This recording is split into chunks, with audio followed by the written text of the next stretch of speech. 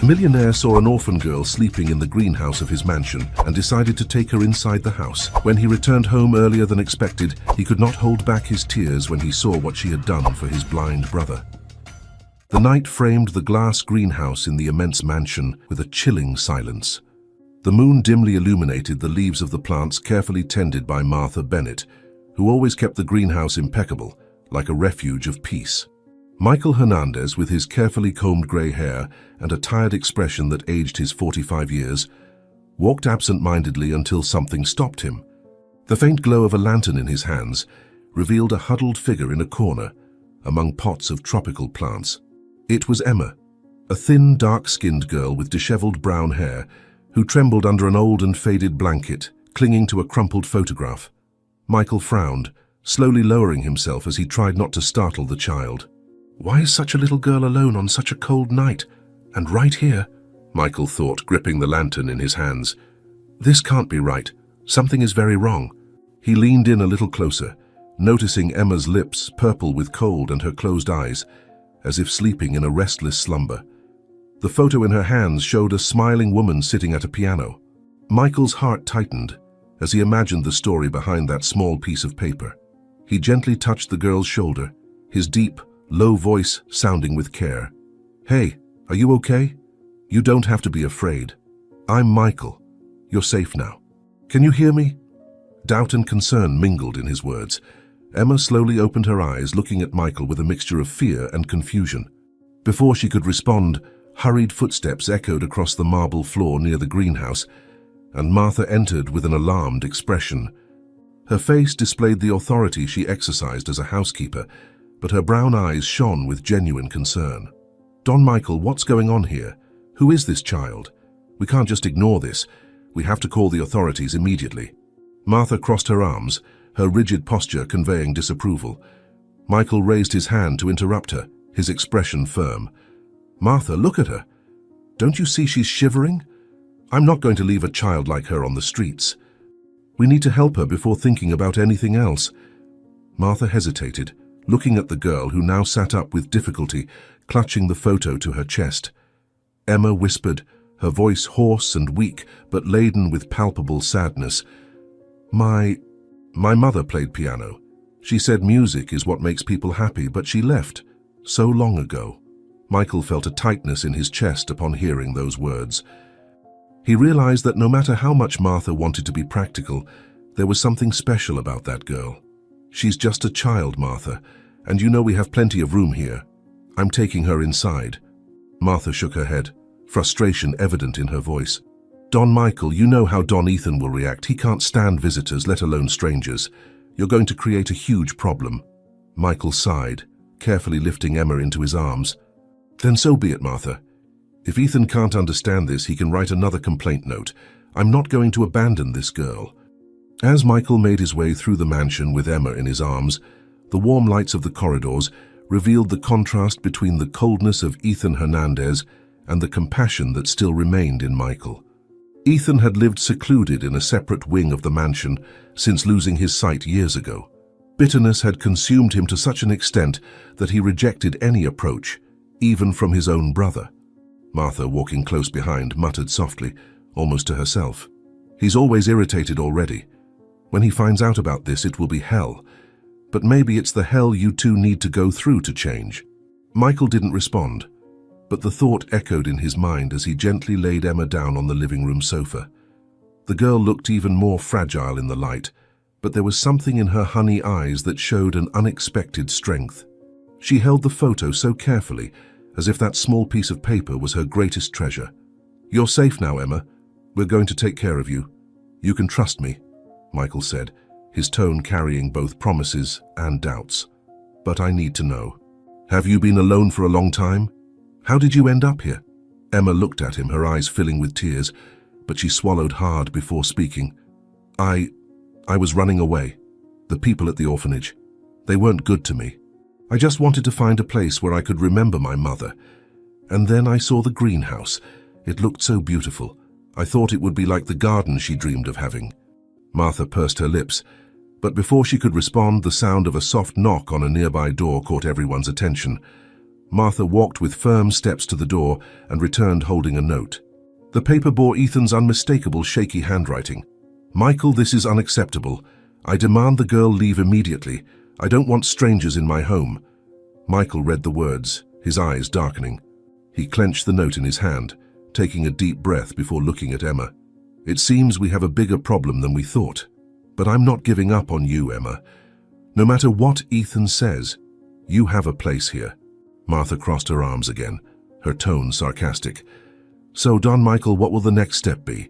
Do you plan to confront Ethan and convince him of something he'll never accept? Or will you keep ignoring the notes until he comes knocking on your door?" Michael looked at her, determined. "I don't know yet, Martha, but I'm not letting her go. Emma deserves a chance. And maybe Ethan needs this change as much as we do."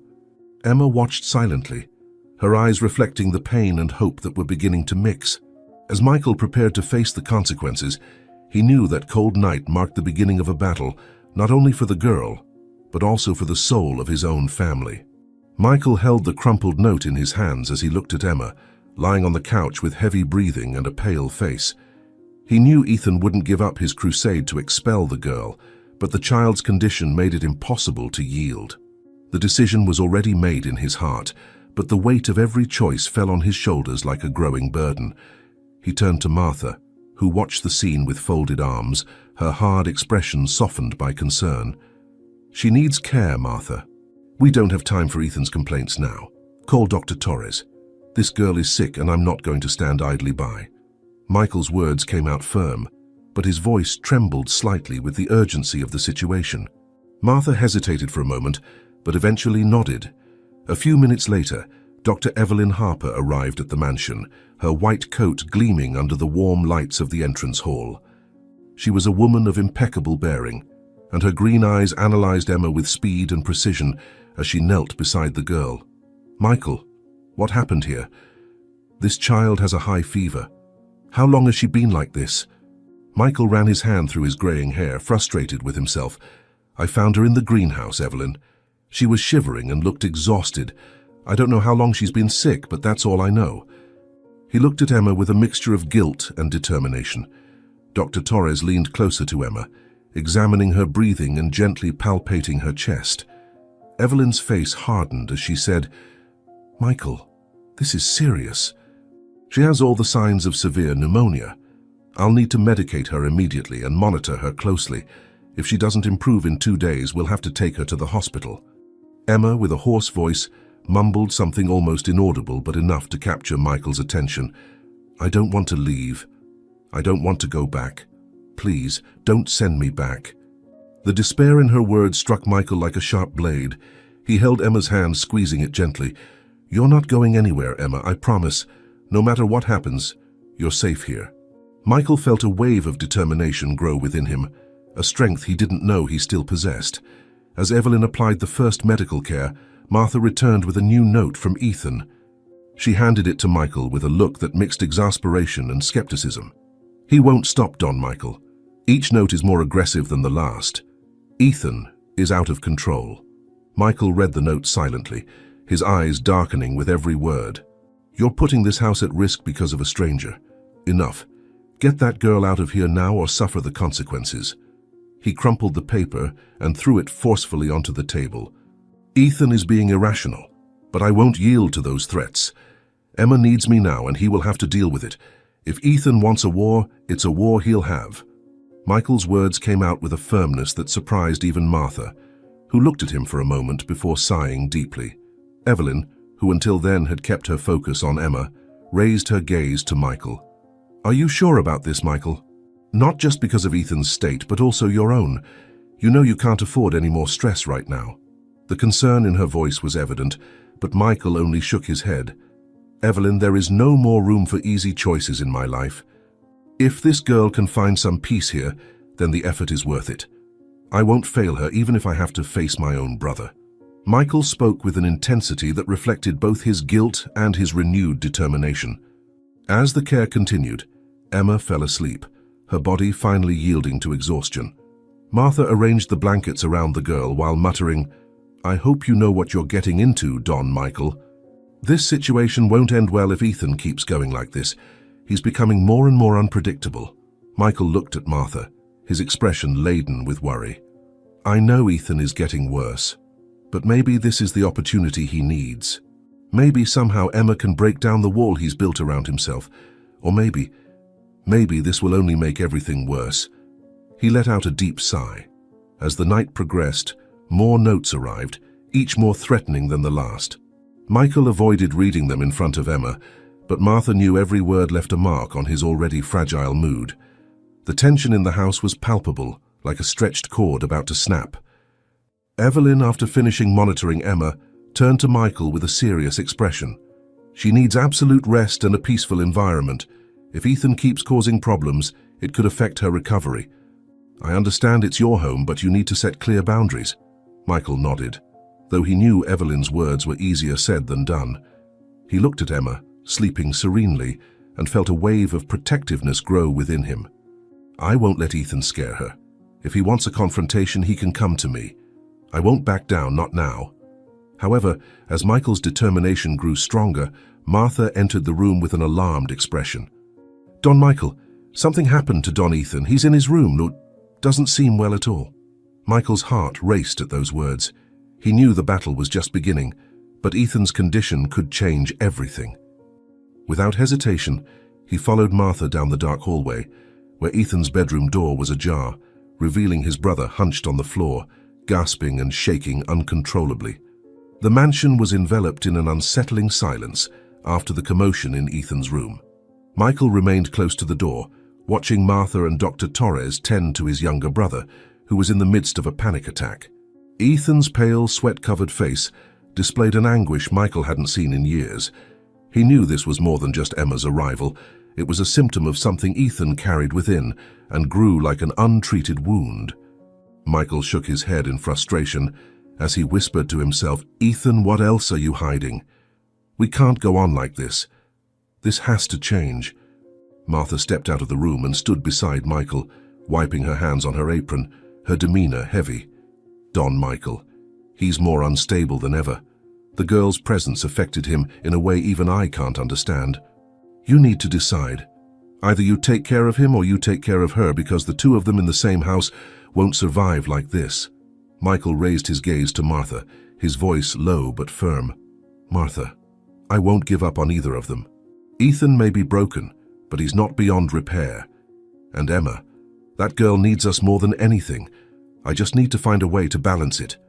In the main room, Emma, even with her weakened body, awoke from her restless sleep. The fever still made her thoughts seem confused, but the muffled sound of sobbing coming from another room caught her attention. It was a heavy, deep cry, as if carrying years of accumulated pain. The girl clutched the blanket around her shoulders and tried to get up, ignoring the weakness that made her falter. Who's crying like that? It sounds so sad. Maybe I can help. The thought echoed in her mind, so strong that it propelled her forward. She stumbled to the corner of the room where an old grand piano stood. The surface glistened under the soft morning light that was beginning to stream through the windows. Emma extended her trembling hand to the keys, hesitating for a moment before pressing the first note. The soft sound filled the space, and suddenly, memories of her mother playing the piano flooded over her like a wave. She began to play a simple, almost childlike melody, but one laden with emotion. If music can help someone like it helped my mother, then maybe it will help whoever is crying, thought Emma, as her fingers explored the keys with more confidence, despite the pain in her muscles. I just want to bring some peace, even if for a moment. In the room, Ethan raised his head upon hearing the music. He stood still, his dull eyes fixed on emptiness, as the chords echoed down the corridor. The melody seemed to pierce the darkness he lived in, reaching a place he had tried to ignore for years. Without realizing it, he stood up, groping for the furniture around him in search of the source of the sound.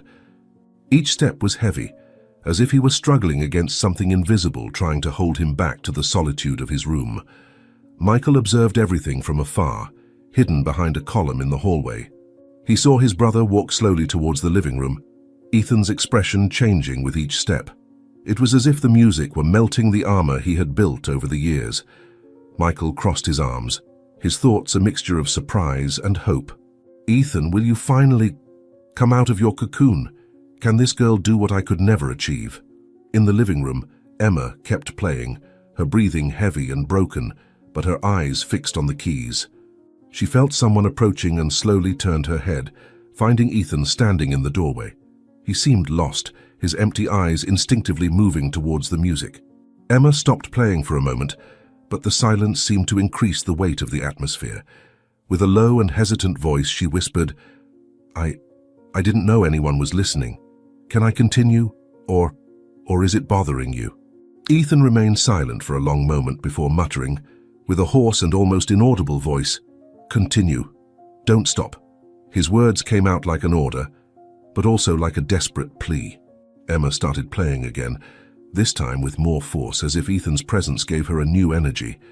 Meanwhile, Michael kept watching, feeling a pang of relief at seeing his brother out of his room for the first time in years.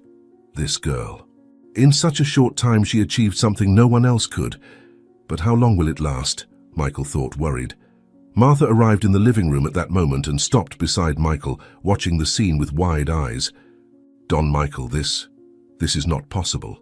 Don Ethan never leaves his room, not for me, not for anyone. What did this girl do?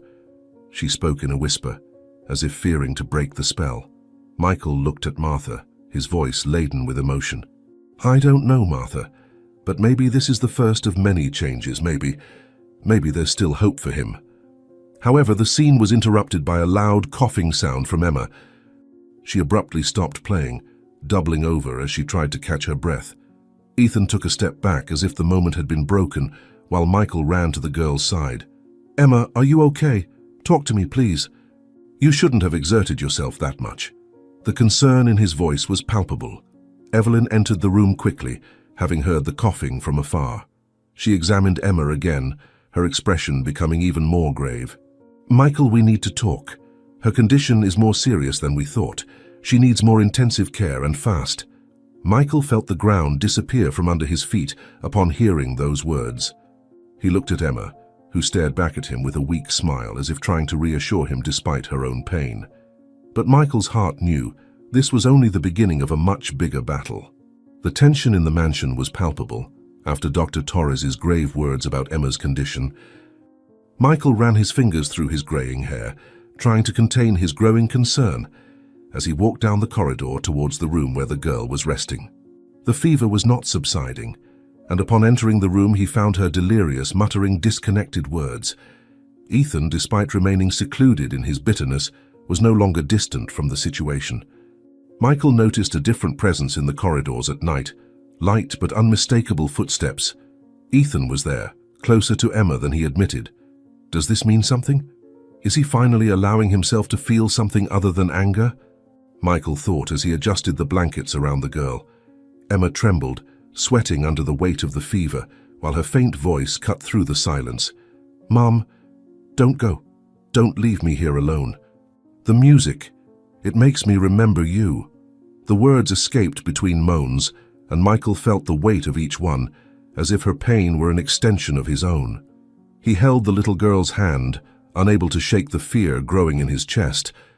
You'll be okay, Emma. I promise I won't let anything happen to you. Hold on tight, we're here for you, Michael whispered, trying to convey a confidence he didn't fully feel himself. In the hallway, Ethan leaned against the wall, his face hidden in the shadows as he listened to the muffled sounds coming from Emma's room. He didn't understand what made him stay so close, but every word the girl uttered, every melody she played on the piano, seemed to shatter the barriers he had built. Why does this child affect me so much? I should hate this situation. But I can't stay away, Ethan thought, his fists clenched against the fabric of his shirt. The following morning, Michael woke to the soft sound of a piano echoing through the mansion. He silently descended the stairs, following the melody to the main hall. To his surprise, he found Ethan seated at the piano, his fingers gliding across the keys with a skill he hadn't seen in years. The music was delicate, almost melancholic, as if it carried all the feelings Ethan had never been able to express in words. Ethan, you're playing, said Michael, his voice low but full of emotion. He remained in the entryway, not wanting to interrupt the rare moment but unable to hide his surprise. Ethan stopped abruptly, his hands hovering over the keys. He didn't turn to face Michael, but his voice echoed through the room. This house is different. I don't know what's happening to me. Maybe it's this girl. She brought something back, something I thought was lost. Michael took a few steps closer, hesitating before replying. Ethan, you've been hiding for so long.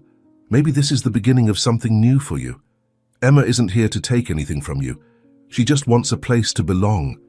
Ethan remained silent for a long moment, before rising from the bench and stepping away from the piano. It's not that simple, Michael. You don't understand what I've lost, what I carry. But maybe you're right. Maybe this girl has something to say, even if she doesn't know it. Later, Martha, who had the habit of checking the rooms in the house during the early hours, entered Ethan's study to tidy the scattered papers on the desk.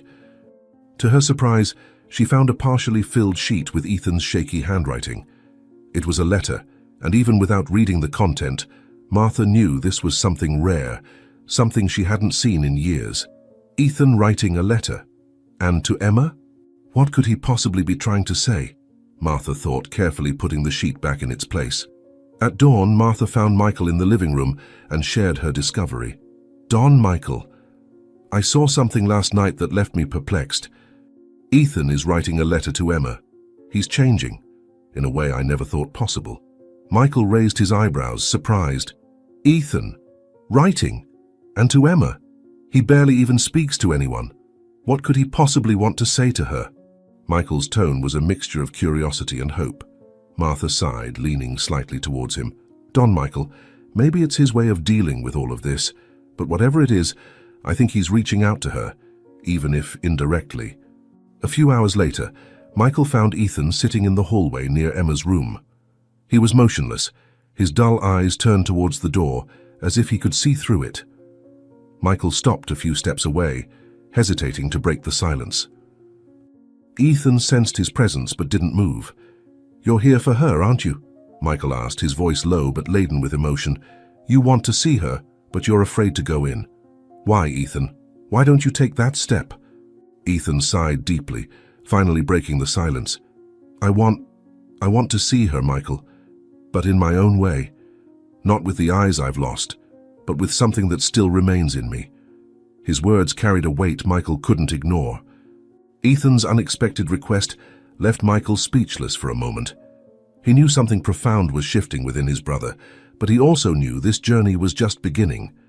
As Martha watched from afar, the tension in the mansion seemed to reach a new peak, making it clear that the bonds between Ethan and Emma were only starting to form. The tension still hung in the hallway, where Ethan had just made his request. Michael, standing before him, tried to process the meaning behind his words. Ethan wanted to see Emma in his own way, something Michael knew went beyond just a physical gesture. There was a deep longing there, a first step towards a connection Ethan had long avoided. Michael nodded silently, realizing this moment could be more important than he had ever imagined. Martha, who had been watching from a distance, approached cautiously, folding her arms as she looked at Ethan. Are you sure about this, Don Ethan? Touching her face may seem simple, but it means opening a door. Are you prepared for that? Martha's voice was low, almost as if she feared breaking the delicacy of the moment. Ethan raised his head slightly, his expression serious.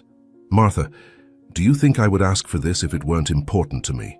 I don't have many ways to connect with someone now. Let me do this my way. His words carried a weight Martha understood, even if she didn't fully agree. Inside the room, Emma was awake, her tired eyes alert. The fever seemed to have given her a brief respite, and she was looking out the window, though she couldn't see much beyond the slightly parted curtains. Michael entered, followed by Ethan, who walked with hesitant steps. He stopped a few meters from the bed, his face turned towards Emma. Michael cleared his throat, trying to break the silence. Emma, Ethan wants to get to know you. In a different way. He would like to touch your face. Is that okay with you? Michael's voice was careful, trying to ensure the girl didn't feel pressured. Emma frowned for a moment, but then she smiled slightly, though with effort. If this is important to him, all right. I don't mind. Sometimes we need to find new ways to get to know people. The maturity in her response surprised Michael, who felt an inexplicable warmth in his chest. Ethan took a few more steps, his trembling hands reaching out slightly towards the bed. He knelt beside her with an expression that mixed nervousness and determination.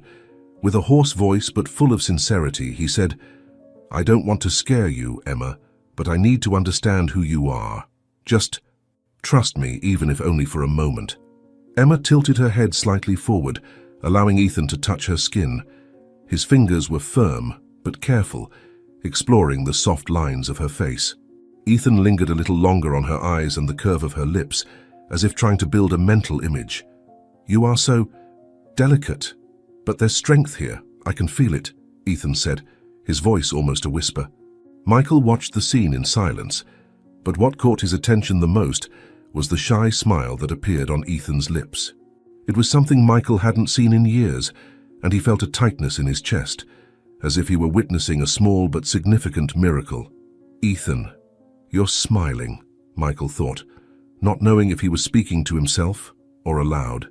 Emma, still with her eyes closed, spoke in a soft voice. "My mother always said that music could heal even the most broken hearts. She played the piano every night. After she was gone, I never heard anything so beautiful. Until now." Emma's words were full of nostalgia, but also hope, as if she found solace in Ethan's presence. Ethan slowly pulled his hands back, but remained kneeling beside her. "Your mother sounds like she was an amazing woman. You're lucky to have those memories of her.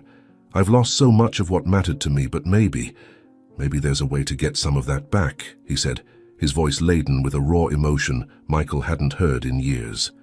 The moment was interrupted by Dr. Torres entering, who looked at the scene with an expression of curiosity and caution. She approached Emma's bed, checking her vital signs as she spoke to Michael. "The fever is still high, but there's something I'd like to discuss with you about Ethan," Evelyn said, her voice low but firm. Michael frowned, following Evelyn out of the room. In the hallway, she explained, "I've been studying new experimental treatments for cases like Ethan's. It's not a cure, but it may help with sensory and emotional perception, but he would need to be willing. Do you think he would agree?" Michael took a deep breath, thinking about the changes beginning to emerge in Ethan. "Dr. Torres, if there's a chance this could help him, I think now is the right time.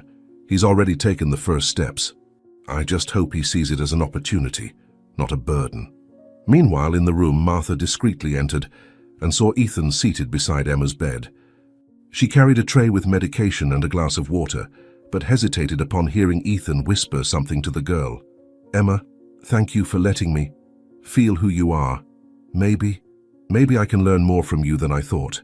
Martha set the tray on the nightstand and looked at Ethan with a slight smile. "Well done, Ethan. Who would have thought you still had that in you? Seems the little girl has accomplished something none of us could in years." Ethan stood, facing Martha as best he could. "Make no mistake, Martha, this does not mean I'm ready to go back to the life I left, but perhaps I am ready to take small steps." The hopeful mood that was starting to form was interrupted later that night when Emma began coughing violently in her sleep. Michael was urgently summoned by Martha, and Dr. Torres was woken to assess the situation. Michael held Emma in his arms as her fever spiked again, his heart racing with growing fear. "Emma, stay with me, don't give up now, please," he said, his voice thick with concern. Dr. Torres adjusted the medications, but her expression was grave. "Michael, we need to be prepared for the worst. She's fighting, but the next few hours will be crucial. Stay close to her, because she'll need all the strength she can muster," Evelyn said, leaving the tension in the air like an uncertain promise of what was to come. The tension in the mansion had not eased since Emma's relapse. Michael remained by the girl's bedside, while Ethan silently sat near the doorway, his expression somber and distant. His brother's presence there was both a comfort and an unease for Michael. He knew something was shifting within Ethan, but he also sensed the shadow of something Ethan still could not share. Dr. Torres, ever vigilant, monitored Emma constantly, but it was impossible not to notice the glances she cast toward Ethan. Something seemed to deeply trouble her. "Ethan," Michael said with concern, approaching him, "you don't seem well. I know Emma's in a delicate situation, but perhaps you need attention too. Is there something you're not telling me?" Ethan stood, avoiding Michael's gaze, and answered in a hoarse voice, "It's not about me, Michael. All that matters now is Emma. She's fighting, and I'm not going to take the focus away from her." But his tense posture betrayed more than he was willing to admit. Meanwhile, Emma began to recover slowly. Still weak, but with a sparkle in her eyes, Michael hadn't seen in days. She insisted on leaving her bed to sit at the piano. Ethan, as if drawn by an invisible force, followed her into the room, staying close but not interfering. When Emma began to play a gentle melody, she looked at Ethan with a shy smile. "You said you wanted to learn about music, Ethan," Emma said in her delicate but determined voice. "Music helped me find a little piece of my mother, even when she's no longer here. Maybe it can help you find something you've lost too." Ethan hesitated but sat beside her on the piano bench. His trembling fingers touched the keys uncertainly as Emma patiently showed him the sequence of notes. Michael watched from a distance, a mix of awe and hope. "I never thought I'd see Ethan like this again. Maybe Emma really is the miracle we've been waiting for," Michael thought, feeling a tightness in his chest. The next day, Michael was in the mansion's attic, searching for old blankets for Emma's recovery, when he found a dusty box full of photographs. He began to rummage through the contents and paused when he found an image of Ethan and himself as children, embracing in front of a piano. Their joyful expressions seemed to belong to another life, something almost impossible to connect to the present. Michael gripped the photo tightly, feeling a wave of nostalgia. "Ethan, why did you let this part of yourself die? I feel like I've lost not only a brother, but also the time we'll never get back," Michael murmured, looking at the photo sadly. Later, Martha, with her usual care, brought tea for Ethan and Emma, who were together at the piano. She watched Ethan's shy progress, but also noticed the concern he tried to hide. When she had a chance to be alone with Michael, Martha revealed something that seemed to weigh on her conscience. "Don Michael, I need to say something." When Ethan learned of Emma's condition, he cried. It wasn't something small. It was as if years of pain had accumulated and exploded in that moment. "He may not admit it, but this girl has deeply affected him," Martha said, her voice serious but filled with compassion. Michael looked at Martha, his expression grave but full of understanding. "That doesn't surprise me, Martha. Ethan has always had a bigger heart than he wanted to admit. Perhaps Emma has managed to reach a place in him that no one else has." As the connections between Emma and Ethan deepened, Dr. Torres decided to conduct more detailed examinations on Ethan. His behavior in recent days raised suspicions she could not ignore. When the results came in, she called Michael for a private conversation. Her expression was grave, and Michael knew the news would not be good.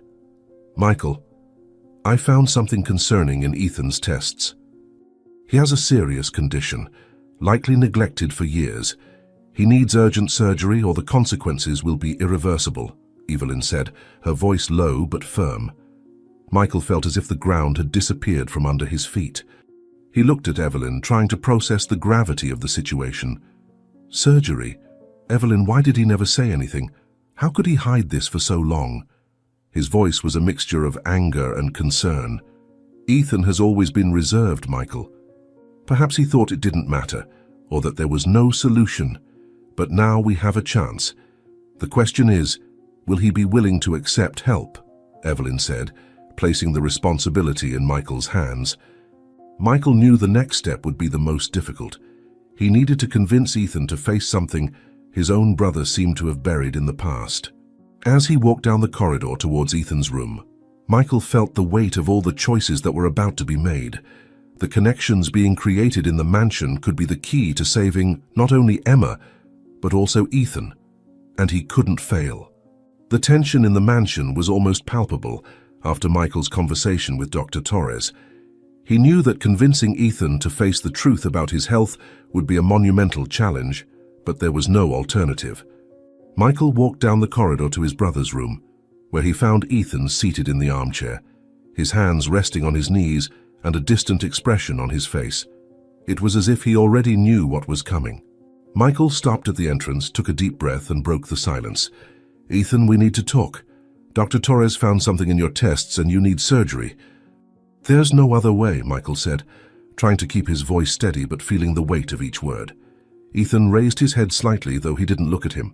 He remained silent for a few moments before responding in a dry voice. "Michael, I've lived like this for so long. What makes you think I want to change now? I don't want this surgery. I don't need it." Michael took a few steps into the room, feeling his frustration growing. "Ethan, this is not something you can ignore. Your life is at risk, and I'm not just going to watch while you destroy yourself. You have a chance to change things, to have a better life." Ethan laughed bitterly, shaking his head. "A better life? Michael, I've already lost everything that mattered. To me, there's no difference between continuing like this or not. You're fighting for something I don't want." Ethan's response left Michael speechless for a moment. He knew his brother was trapped in a cycle of bitterness and pain, but he didn't expect such resistance. Meanwhile, Emma, who had overheard part of the conversation from the hallway, entered the room with hesitant steps. She was still weak, but her determination was evident. "Ethan, why don't you want to try? Music gave me strength when everything seemed lost. Maybe this surgery is like music for you, a new beginning even if you can't see it yet," Emma said, her voice delicate but full of emotion. Ethan looked in her direction, his lips pursed in a mixture of surprise and discomfort. "You don't understand, Emma. It's not that simple. Some things are broken in a way that can't be fixed." Emma slowly approached and sat on the arm of the chair. She held Ethan's hand firmly, even though it trembled slightly. "I know you think you're broken, but sometimes it's just a matter of finding the right piece to make everything work again. And I think that piece might be closer than you think." Ethan didn't respond, but his expression softened slightly, as if Emma's words had touched something inside him. Later that night, Emma and Ethan spent hours at the piano, playing together awkwardly but with a growing connection. Michael, who was going to the room to turn off the lights, found the two of them asleep, with Emma leaning on Ethan's arm and him leaning over the piano. The sight made Michael pause and reflect on how much things had changed in such a short time. Ethan would never have let anyone get that close before. Emma brought something out in him that I thought was lost forever. But will it be enough to make him change his mind? Michael thought, watching the scene with a mixture of relief and concern. The next morning, Dr. Torres met with Michael and Ethan to discuss the surgery. She was direct, without beating around the bush, and her serious expression made it clear she wasn't open to negotiations. "Ethan, I understand you're hesitant, but this surgery is not optional. If you keep putting it off, the consequences will be severe. We can't wait any longer." Ethan crossed his arms, his expression hardening again. "Dr. Torres, I understand what you're saying, but the decision is mine, and I'm not ready for this. I don't even know if I'll ever be," Michael intervened, his frustration evident in his voice. "Ethan, this is not just about you. There are people here who care about you, who aren't ready to lose you. Don't you see that you're hurting everyone around you with this stubbornness?" Ethan stood up abruptly, his hands clenched.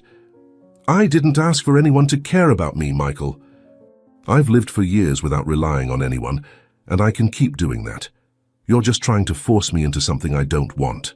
The atmosphere became tense, and Dr. Torres, sensing that emotions were running high, intervened. "Ethan, think of this not as an obligation, but as an opportunity. Maybe you can't see it now, but this surgery could be the first step towards something bigger. The choice is still yours, but there's not much time." That night, as the mansion fell silent, Ethan sat alone at the piano, playing scattered notes as if trying to organize his thoughts. Emma entered the room discreetly and sat beside him without saying a word. After a few minutes, she finally broke the silence. "Ethan, you said some things are broken and can't be fixed. I understand how you feel, but maybe it's not about fixing. Maybe it's about learning to live with what we are and finding something that makes us want to keep going," Emma said, her voice almost a whisper. Ethan sighed, leaning forward as his hands rested on the keys. "Emma, you make it sound so simple, but maybe you're right. Maybe I'm just afraid to try." The next morning, Ethan called Michael and Dr. Torres for a conversation. His expression was still serious, but there was a determination that hadn't been there before. "I'll have the surgery," he said, before pausing, his gaze fixed on the void. "But with one condition. I need this to be on my terms." The enigmatic tone of Ethan left Michael and Dr. Torres intrigued. Michael frowned, crossing his arms. "Ethan, what are you talking about? What condition is that?" Ethan didn't answer immediately, but there was something in his posture that made it clear he was about to change the course of everything. The silence that hung in the air was enough to leave everyone in anticipation of what would follow. The morning was dawning peacefully at the mansion, but the tension that hung over the corridors was almost suffocating. Michael, Martha, and Dr. Torres anxiously awaited Ethan's revelation about his mysterious condition for accepting the surgery. Ethan was sitting in the armchair, his face turned toward Michael, although his dull eyes did not convey his inner determination. He took a deep breath before speaking, the words coming out laden with emotion and weight. "Michael, I'll only accept the surgery on one condition," said Ethan, his voice firm but full of subtext. "You need to adopt Emma." "I don't want her to go back to the orphanage. I don't want her to be left alone again. If I'm going to risk my life, I want to know that hers will have a better future." Michael was paralyzed for a moment, processing what he had just heard. He ran his hand through his graying hair, looking at Ethan with a mixture of surprise and emotion. "Ethan, you're asking me to take on a huge responsibility. Not that I haven't thought about it, but why is this so important to you?" Ethan leaned forward slightly, the expression on his face softening. "Emma made me see something I thought I had lost. She reminded me what it means to fight for something, for someone.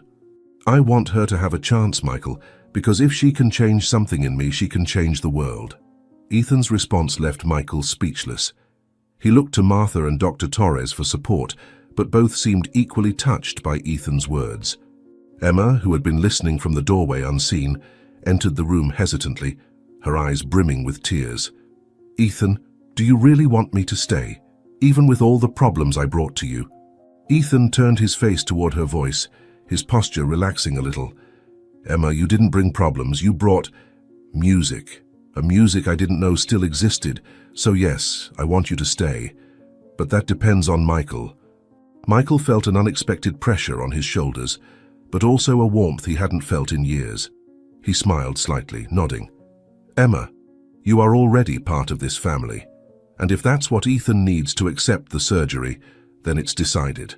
So you'll stay here as my daughter." Emma's eyes filled with tears, and she ran to hug Michael, who enveloped her in a tight embrace. Ethan remained motionless, but an almost imperceptible smile formed on his lips. Martha, watching the scene closely, discreetly wiped away a tear before breaking the silence. "Don Michael, it seems this house is finally beginning to feel what it means to be a family again." Later that day, Emma asked to show something to Ethan. She led him to the piano and placed a photo album on the piece of furniture. Carefully, she opened it to a page where there was an image of a woman sitting at the piano. Ethan recognized the sound of the paper being turned and asked, "What is this, Emma?" "It's my mother. She was a pianist and played in various performances before I was born. I wanted to show you because I think you might have known her work," Emma said, a hopeful glimmer in her eyes. Ethan ran his hand over the photo as if trying to absorb the energy contained in that piece of paper. After a few seconds, he muttered, his voice choked, "I know her. She was my favorite pianist. I used to listen to her performances before the accident. Her music touched me in a way nothing else could." The silence that followed was full of emotion, as Emma looked at Ethan with a new admiration. "Ethan, maybe her music can still reach you in some way. Maybe, if you listen more, you can find something you've lost." The connection between the two seemed to deepen with every word, and Michael, watching from afar, noticed a slow but undeniable transformation in his brother. Ethan, who had been trapped in his pain and isolation, was now beginning to open doors to something more. "Ethan is changing. Emma has managed to do something I thought was impossible." "Maybe there is still hope," thought Michael with a pang of relief. Later that night, Martha found Ethan walking alone down the hallway. He was leaning against the walls, but his determination was evident. Martha quickly approached with outstretched hands to help, but Ethan raised his hand to stop her. "I need to do this on my own, Martha. I can't rely on everyone forever." Martha stepped back, but watched carefully as Ethan took slow but firm steps toward the piano in the living room. "Don Ethan, you're putting in more effort than ever. It seems Emma has brought something not even the best music alone could," she said with a satisfied smile. At the end of the night, Dr. Torres called everyone together to discuss the next steps. Her expression was serious, and Michael knew something important was coming. "Ethan, the surgery is viable, but we need to be realistic.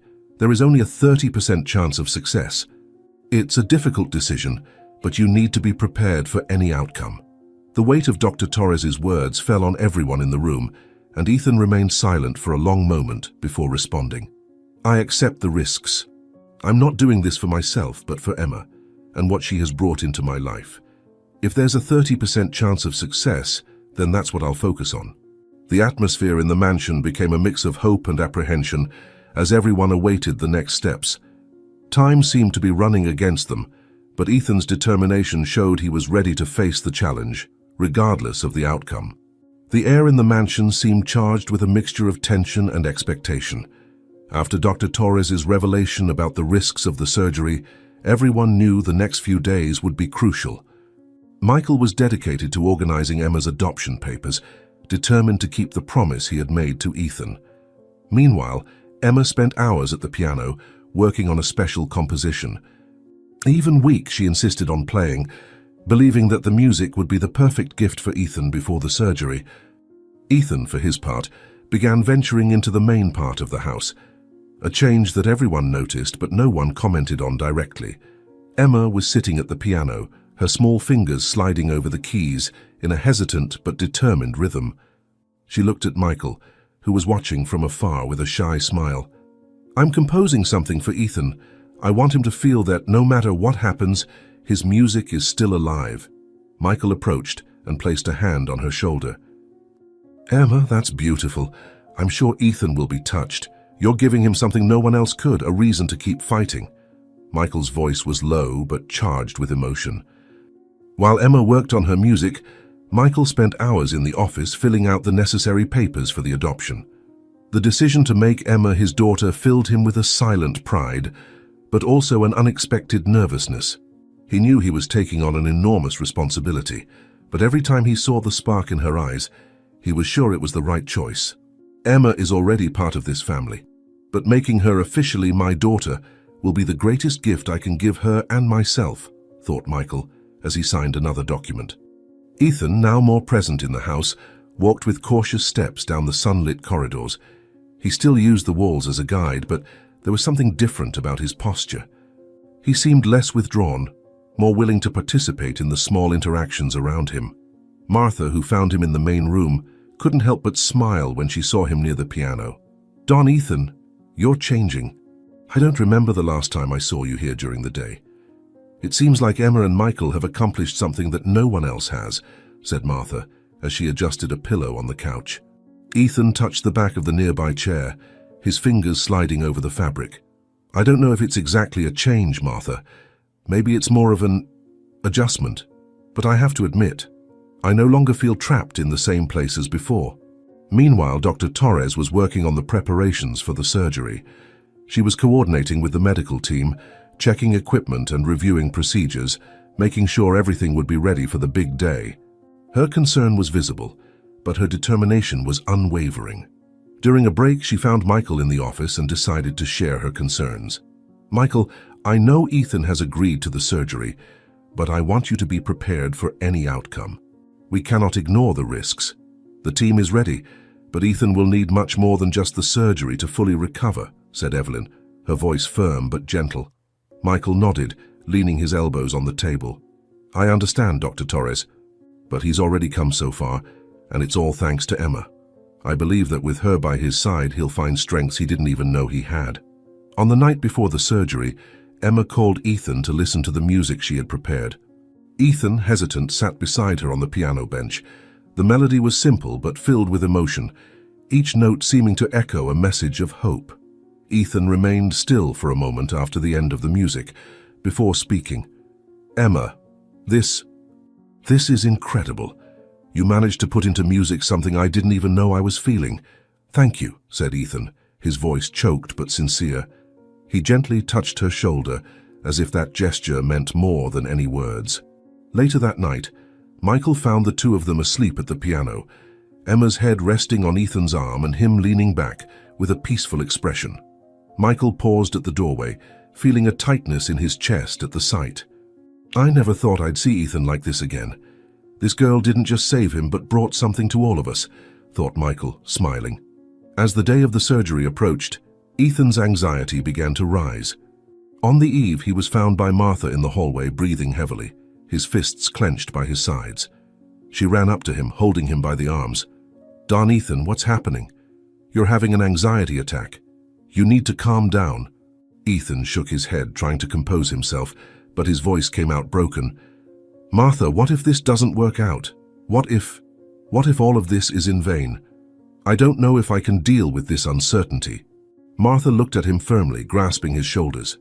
"Don Ethan, you've come this far because you found something worth fighting for. Trust yourself and the people around you. Now is not the time to give up." Ethan took a deep breath, trying to calm down, but the tension in the air was palpable. As the house prepared for the big day, everyone knew that the next 24 hours would be crucial, both for Ethan and for the family they were building together. The tension that had built up during the day reached its peak as night fell over the mansion. Ethan, still shaken by the anxiety attack, took refuge in his thoughts on the living room couch, his restless hands resting on his knees. He could hear the notes of the piano echoing through the house, a continuous melody filling the silence, like a desperate attempt to keep his mind away from the fears that consumed him. Emma, though frail, played without interruption, her gaze fixed on the keys, determined to help Ethan find some peace. "Ethan needs this more than I need rest," thought Emma, as her fingers glided over the keys with precision and smoothness. "Music is all I can offer now, but I hope it's enough." Michael, who watched Emma from the hallway, couldn't contain the tightness in his chest at seeing the girl's dedication. He knew those hours would be the hardest for Ethan and for everyone around him. Entering the office in search of something to distract him, Michael ended up finding a partially open drawer in Ethan's desk. Inside it, there was a stack of carefully folded letters, each addressed to one of the members of the house. He picked up the first one, which bore his own name. "If you're reading this, Michael, it means something went wrong," the first line said. Michael stopped reading for a moment, feeling the weight of those words. He gripped the paper tightly before continuing. "I want you to know that, despite everything, I'm grateful for what you've done for me. You brought Emma into my life, and that's already worth more than anything else. If I'm not here to see the future, take care of her for me. She needs you." Michael sat in the armchair, holding the letter as if it were a fragment of the brother he feared losing. His eyes filled with tears as he muttered to himself, "Ethan, you still don't realize how much you've already accomplished. I won't let you give up now. No matter what happens, we'll face this together." In the living room, Martha worked silently, preparing Ethan's room to receive him after the surgery. She had chosen photos of moments Ethan had shared with Emma in recent weeks, images that showed the rare and sincere smile he had rediscovered. As she hung one of the photos on the wall, Martha spoke softly to herself. "Ethan, you found something worth fighting for. Now you just need to believe you can keep fighting for it." As the mansion kept an almost ritualistic pace, Dr. Torres performed the final exams on Ethan in the makeshift office. The serious expression on her face reflected the gravity of the moment, but also the confidence of someone who had prepared for this day. "Ethan, I want you to know that we've done everything to minimize the risks. Now we need your part, to enter the operating room with a clear mind and an open heart," Evelyn said as she adjusted the equipment. Ethan, sitting on the stretcher, crossed his arms, his expression closed. "Dr. Torres, don't worry about me. I'm ready, or as ready as I can be. Just take care of Emma if something goes wrong. She deserves so much more than I've been able to offer so far." Dr. Torres nodded, recognizing that there were no more words that could completely alleviate the weight Ethan carried. "You've already done so much, Ethan. The rest is in our hands now." Later that night, Michael returned to the living room where he found Emma still playing the piano. He approached, putting his hand on her shoulder. "Emma, you need to rest. Tomorrow will be a long day, and Ethan will need you more than ever." Emma shook her head, refusing to stop. "Michael, I can't. Ethan needs to hear this. It's the only way I know to show him that everything will be okay." Her voice was soft but laden with determination. Michael sighed, realizing he couldn't convince her. He sat on the couch, watching Emma's fingers glide over the keys, each note echoing as a reminder of how much that little girl had changed the dynamics of the house. "You have more strength than you realize, Emma. Never let anyone tell you otherwise," Michael thought as a discreet smile appeared on his lips. Around midnight, Ethan asked to speak with Michael alone. Martha, who was in the kitchen, sensed the seriousness in Ethan's request and gave the brothers some space. Ethan was sitting in the armchair in the office, his hands intertwined as Michael entered. He raised his head slightly, indicating he was ready to speak. "Michael, I need you to promise me something," Ethan said, his voice low but firm. If something goes wrong tomorrow, I want you to continue with everything that started here. Emma needs you, and more than that, you need her.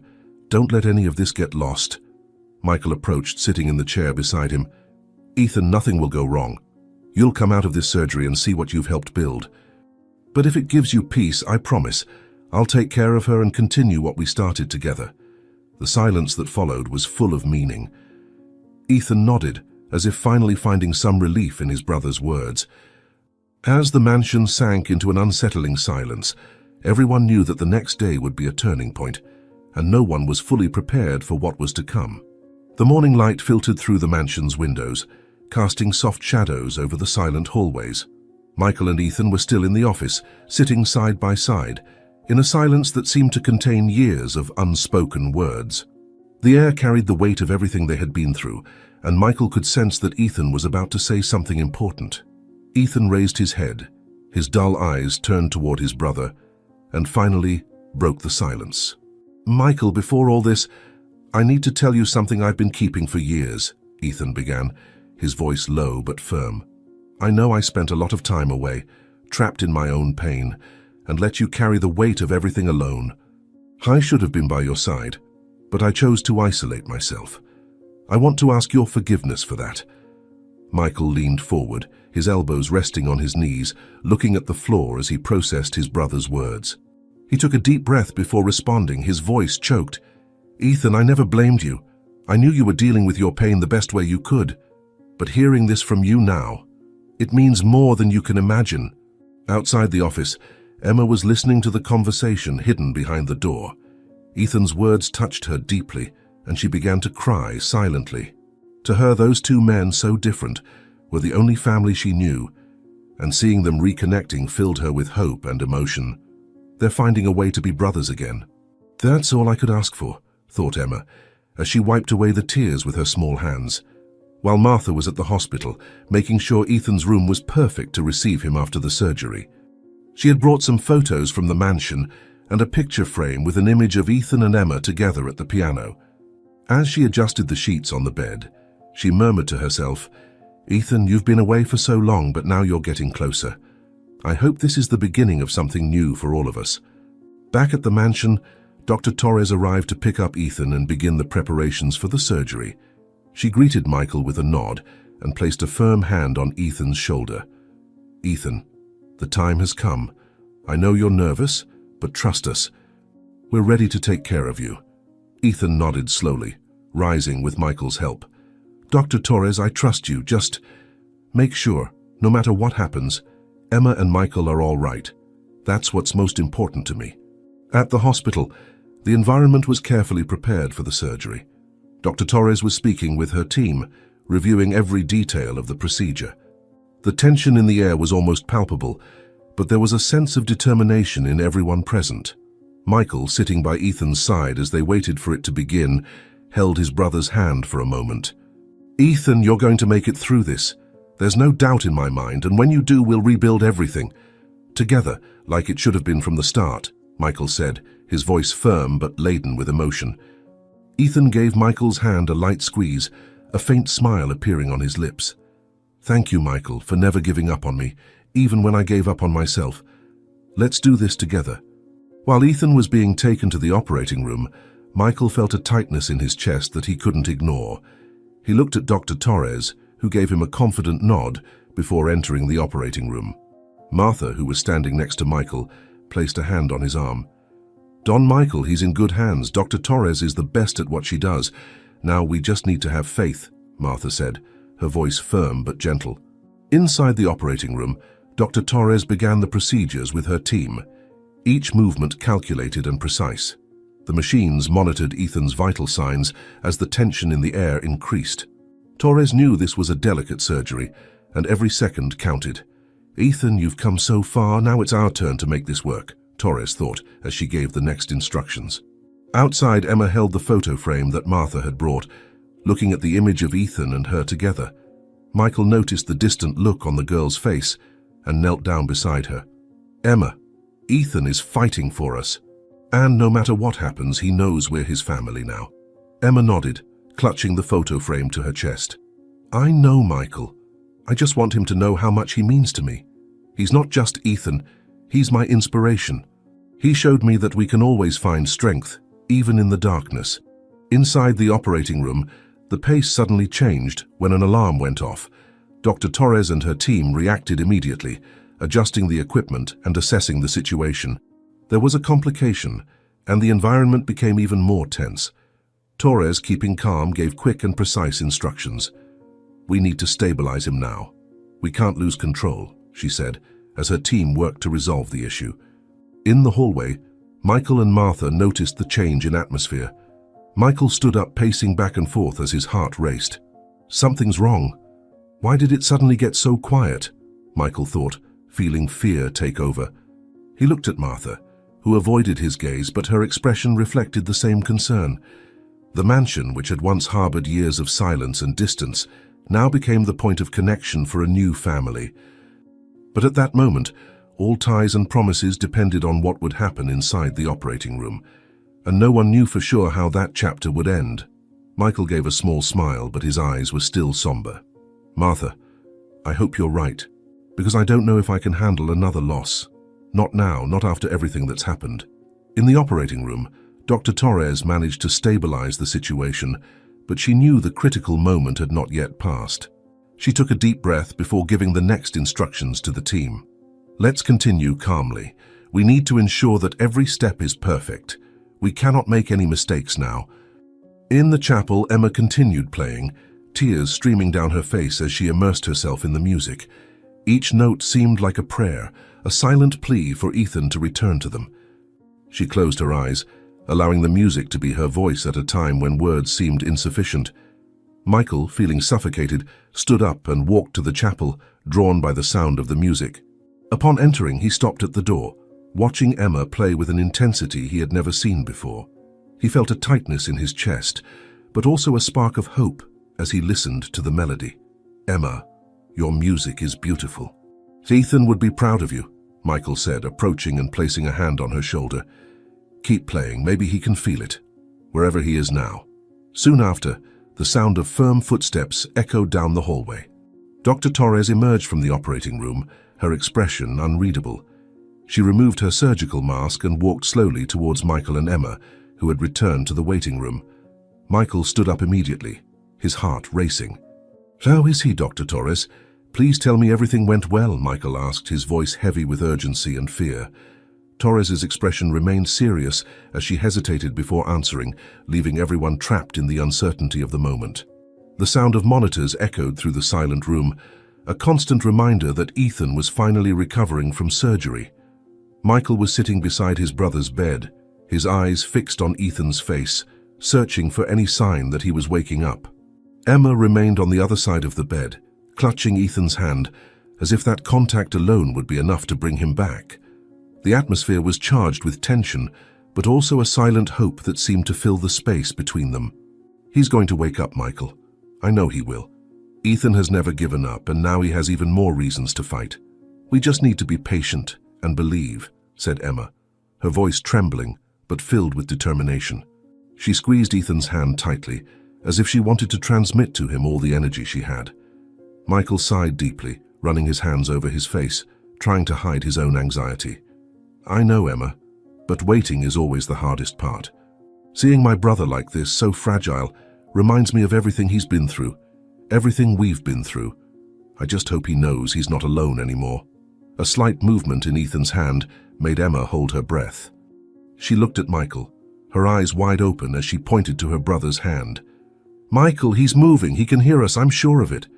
Ethan, we're here with you. Please wake up." Ethan moved his fingers again, and his eyes began to open slowly. He blinked a few times, disoriented, as if trying to understand where he was. His breathing was irregular, but he seemed to be striving to connect with his surroundings. Dr. Torres quickly entered the room, approaching the bed calmly and professionally. "Ethan, you're safe. You're in the hospital, and the surgery was completed. We're all here with you, and you're doing very well. Can you hear my voice?" said Dr. Torres, as she adjusted the monitors and observed his responses. Ethan turned his head slightly towards her voice, but it was Emma who caught his attention. She held his hand firmly, her eyes filled with tears, as she smiled at him. "Ethan, I knew you could do it. You promised you wouldn't leave us, and here you are. We're all so proud of you." Ethan looked at her, still trying to process everything. His voice came out hoarse and weak, but clear enough for everyone to hear. "Emma, you're here. I'm here. Is this real?" He blinked, confused, but her touch seemed to anchor him to reality. Michael, who was watching the scene, felt a tightness in his chest. Something in Ethan's gaze seemed different, as if he were seeing the world from a new perspective. "Ethan, it's real. You made it. You're back and we're all here for you," said Michael, trying to contain the emotion in his voice. Dr. Torres began the first tests, evaluating reflexes and motor responses. As she performed the exams, she spoke to Ethan in an encouraging tone. "Ethan, I'm going to touch your arms and legs to check your response. Let me know if you feel anything different or strange, okay?" Ethan nodded slightly, still adjusting to the situation.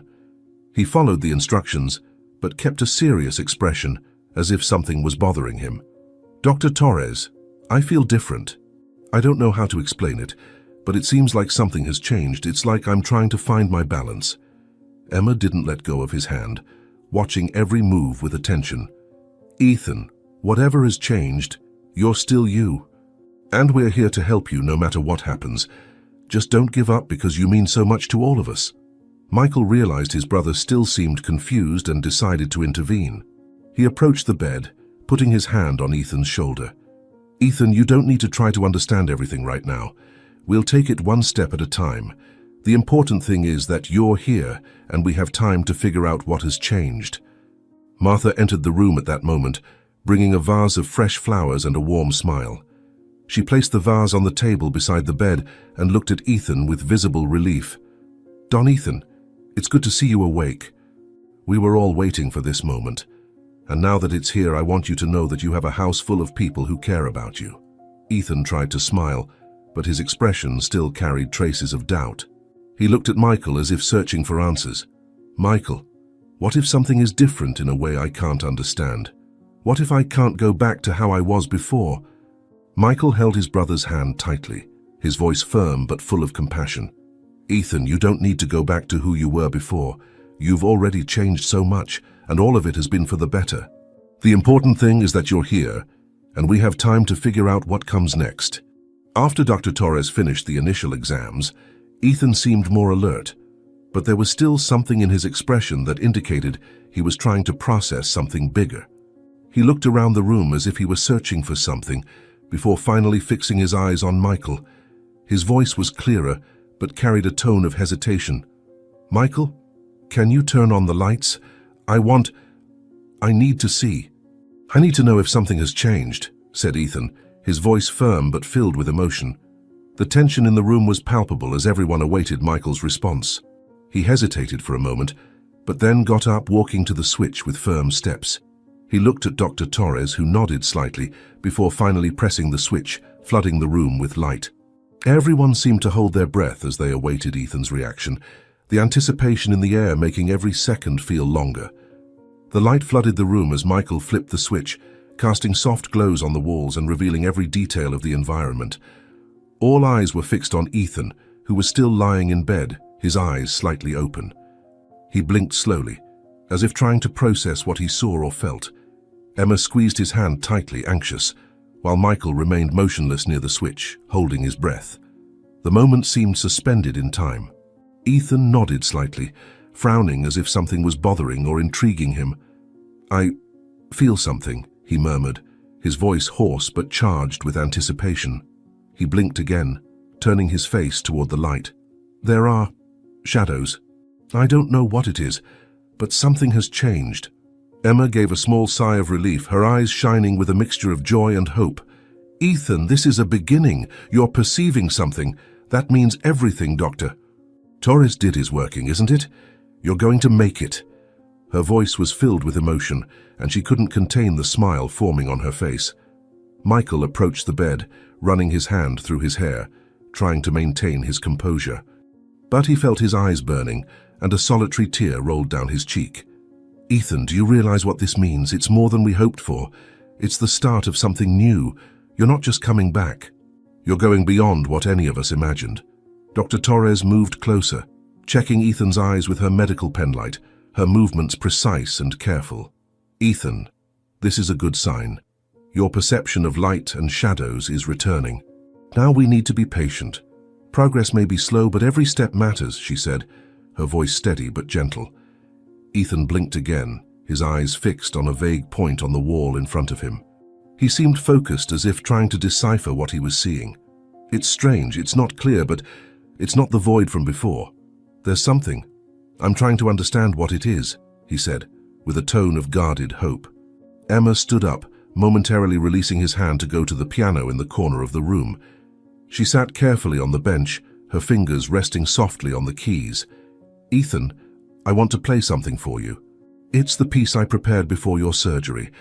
I want you to feel this even if you can't see everything yet," she said, as she began to play a delicate, emotion-filled melody.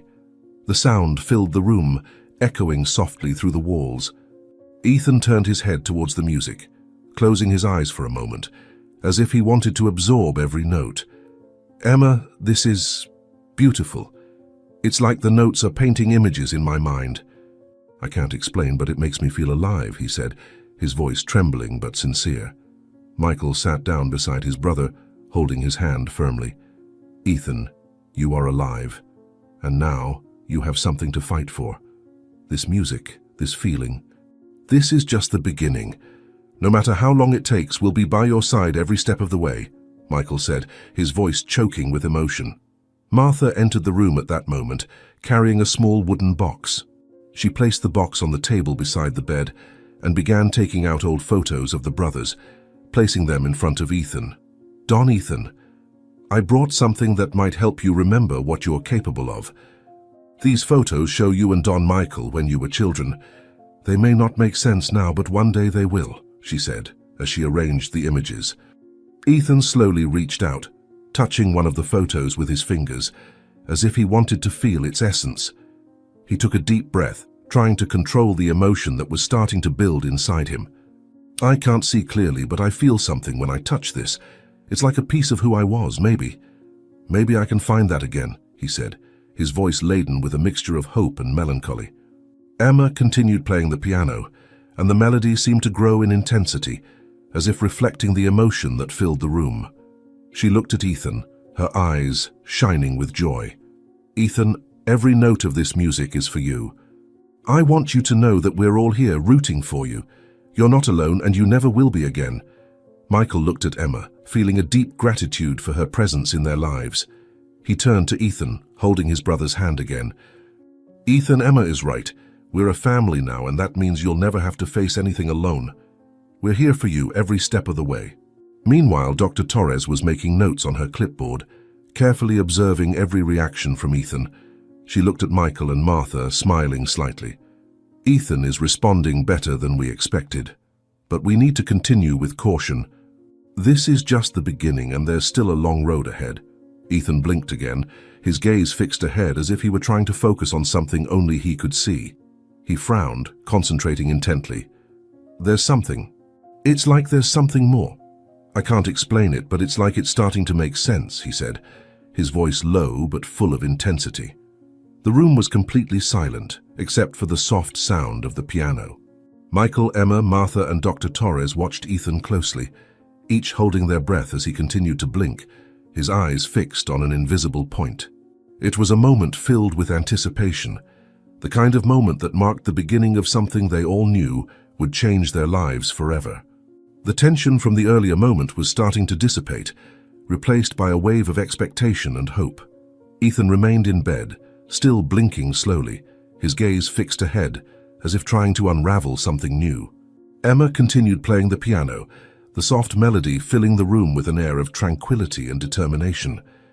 Michael, Martha, and Dr. Torres watched every move Ethan made, knowing that his progress, no matter how small, was a significant step. Suddenly, Ethan tilted his head slightly, frowning as he pointed towards the window. "There's something there. It's like a glimmer. I don't know what it is, but it looks orange. Is that it? Can I see a color?" His voice was full of hesitation, but it also carried a spark of hope. Michael quickly moved closer, his heart racing with the possibility. He placed a hand on his brother's shoulder, leaning in to be on the same line of sight, Ethan, can you make out anything? If it's orange, it's the sunlight coming through the curtains. That's incredible. You're starting to see more than just shadows. Emma stopped playing for a moment, her hands resting softly on the keys as she looked at Ethan with shining eyes. Ethan, that's so beautiful. If you can see the orange, maybe you'll be able to see other colors soon. It's like the world is coming back to you, one piece at a time. Dr. Torres stepped closer to check Ethan's eyes again, adjusting the light from her pen light to observe the reactions. Ethan, this is significant progress. Your perception of color indicates that the optic nerve is starting to respond. With time and rehabilitation, I believe you'll see even more. But we need to continue with patience, she said as she made quick notes. Later, as Ethan rested, Emma decided it was time to bring more life into the room. She took out some colored ribbons she had kept in her backpack and began hanging them on the walls and headboard of the bed. Michael entered the room and paused for a moment, watching her dedication. Emma, what are you doing? This seems very special, he said with a smile. Emma turned, holding a blue ribbon in her hands. Michael, I want Ethan to see a room full of colors when he starts to see better. I want him to feel like there's life around him, something that will make him want to keep going. He deserves that, she said, her voice laden with emotion and care. Michael moved closer to her, taking a green ribbon and helping her hang it in a corner. Emma, you're amazing. Ethan has no idea how much you're helping in his recovery. He's going to see this, and he's going to know that every detail came from you. Meanwhile, Ethan, who was in a brief moment of solitude in the room, began to explore with his hands a score left on the nightstand. He opened it carefully, his fingers sliding over the printed lines and notes, trying to decipher the familiar symbols. He frowned, bringing the paper closer to his face. I can't read everything, but some marks look familiar. Will I ever be able to play again? He murmured to himself. Michael came in and saw his brother holding the score, his expression a mixture of frustration and determination. He sat down beside Ethan and put his hand on his shoulder. Ethan, the fact that you're trying already says a lot.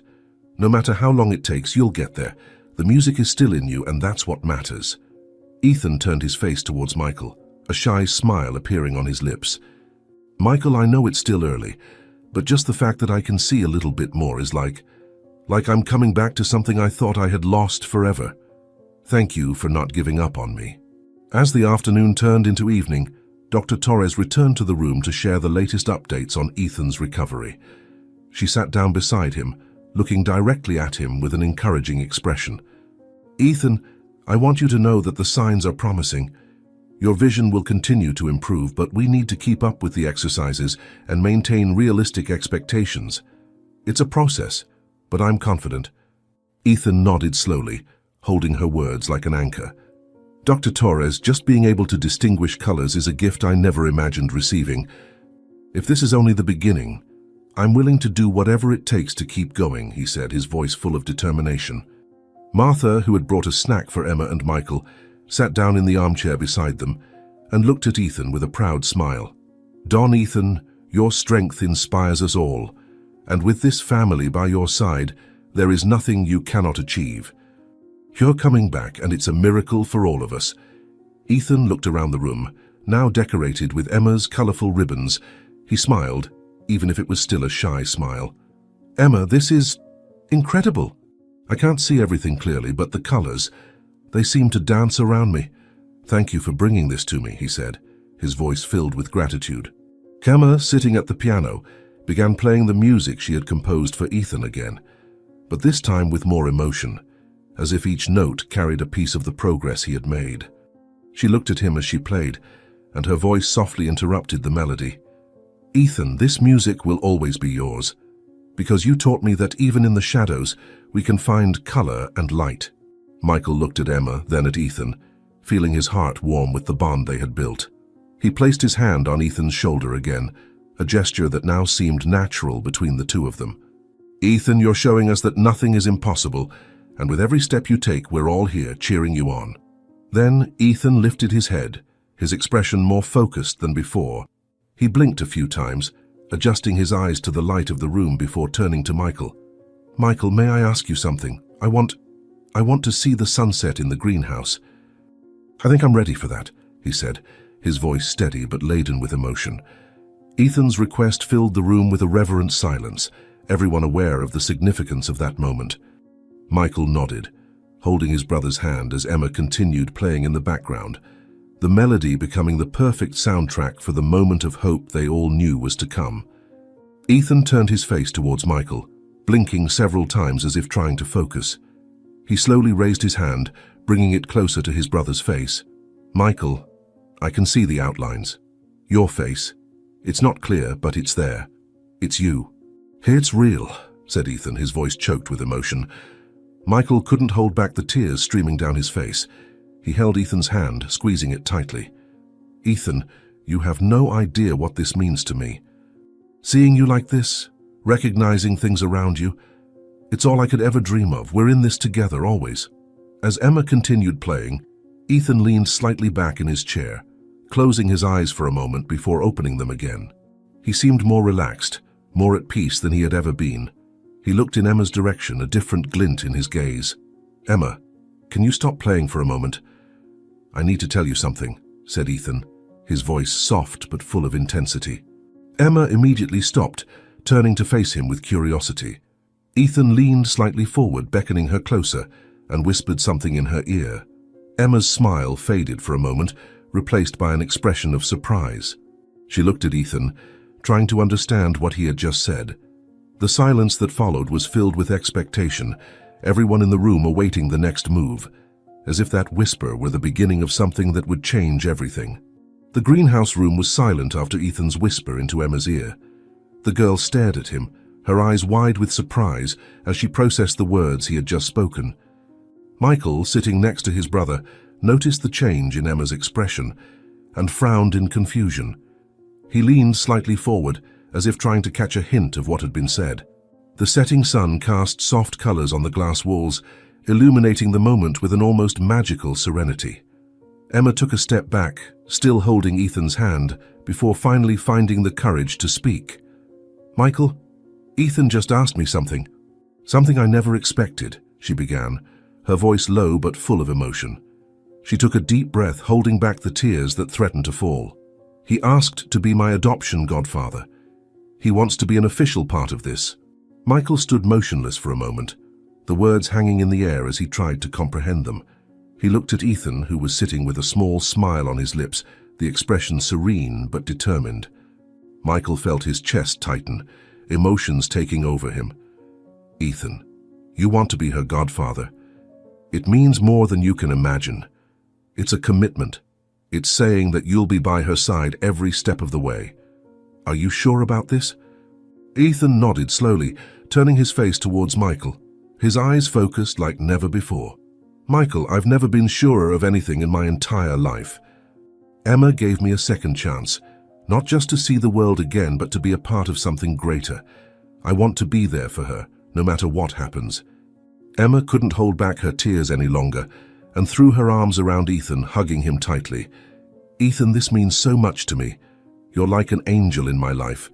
I never thought I'd have a real family, but now I know I do. Thank you for believing in me," she said, her voice muffled by the embrace.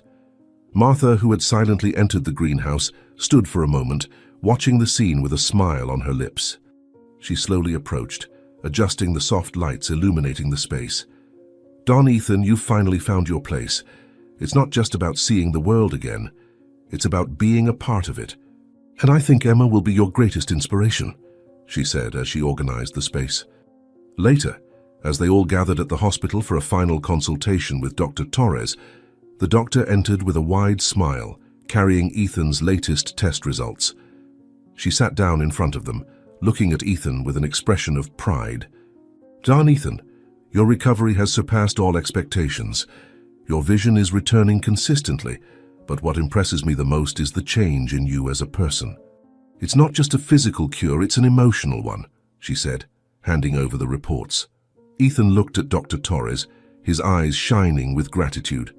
"Doctor, I don't know if I'll ever be able to thank you enough. Not just for helping me regain my sight, but for showing me that there was still something worth fighting for. That changed everything for me." Michael squeezed Ethan's shoulder, his voice full of emotion. "Dr. Torres, What you've done here is more than medicine. You've brought my brother back to me, and you've brought a new purpose into our lives. There are no words to describe how grateful we are." Back in the greenhouse, Martha had begun transforming the space into a music room, something Ethan had suggested. The walls were decorated with sheet music and old photographs of famous musicians, and a grand piano was placed in one corner, shining under the soft glow of hanging lamps. Emma ran around the space, excited, as Ethan watched her with a genuine smile. "Ethan, do you think one day I'll be good enough to play in a place like this, for other people?" "I want my music to make someone feel what you felt that night," Emma said, her voice filled with enthusiasm. Ethan laughed lightly, a sound Michael hadn't heard in years. "Emma, your music is already powerful. It's not about playing for many people, but for the ones who matter. And every time you play, you remind me that there is beauty in the world." Michael watched the interaction between the two, his chest filled with pride and joy. He knew Ethan was truly healed, not just from blindness, but from the bitterness that had consumed him for so long. "Ethan, you're a new man. And seeing you so connected to the world again is the greatest victory of all," Michael thought, as a slight smile appeared on his face. Finally, the day of the adoption ceremony arrived. The room was filled with flowers and natural light, with Emma seated at the piano, nervously adjusting herself as she waited to begin. Michael was by Ethan's side, who was now wearing an elegant suit, his eyes shining with emotion. Martha was in the back, organizing the final details, but observing everything with a fond look. Emma began to play, her hands gliding across the keys with precision and passion. The melody filled the room, echoing with a beauty that left everyone in silence. Ethan, seated in the front row, stared at her, blinking a few times before realizing something that left him speechless. He could clearly see Emma's smile as she played. Michael looked at Ethan and noticed the expression on his brother's face. He held Ethan's hand, squeezing it tightly as tears streamed down his face. "Ethan, you made it. You're seeing this, and you're feeling everything it means. I'm so proud of you," Michael said, his voice choked with emotion. When Emma finished playing, Ethan was the first to stand, applauding enthusiastically, the widest smile he had ever shown. He turned to Michael, his eyes shining with tears, and said something Michael would never forget. "Michael, this isn't just the family I found. It's the family I always dreamed of having. Thank you for never giving up on me." Michael couldn't hold back his tears as he embraced his brother, feeling that this moment was the culmination of everything they had been through together. Emma's music continued to echo in their minds, a reminder that even in the most difficult circumstances, love and hope would always find a way. The music still echoed in everyone's mind as they left the adoption ceremony. Michael watched Ethan and Emma, now united not only by affection, but also by official ties as godfather and goddaughter. A week had passed since that special moment, and the mansion seemed more alive than ever. Today is the day we'll find out if Ethan can improve even further, if there's any chance of fully recovering his vision. I should be more confident after everything we've been through, but I can't help this tightness in my chest, this fear that the news won't be what we hope for. Ethan deserves so much to see the world completely again, thought Michael, adjusting his tie for the third time. At the hospital, Ethan sat in the exam chair, his hands gripping the arms of the seat as Dr. Torres prepared the equipment. Emma held Michael's hand tightly, the two of them watching every move the doctor made. The silence was heavy, laden with expectation. "Dr. Torres, you don't need to be afraid to tell me the truth. I've spent so much time in the dark that any light, no matter how small, is already a blessing. But I need to know exactly where I stand. I need to understand if this is my limit or if there's still a path ahead." Emma and Michael deserve to know too, because they're my family now, and families face the truth together, said Ethan, his voice firm despite the tremor in his hands. Dr. Torres finished the exams and sat in front of Ethan, her face serious but gentle. The results were in her hands, and the weight of that moment was palpable in the air of the office. "Ethan, you've achieved something extraordinary. Your vision is at 60%, a result that few patients achieve after so much time of complete blindness. You can see colors, shapes, and that alone is a medical miracle. But I need to be honest with you. It's unlikely that your vision will improve beyond this point.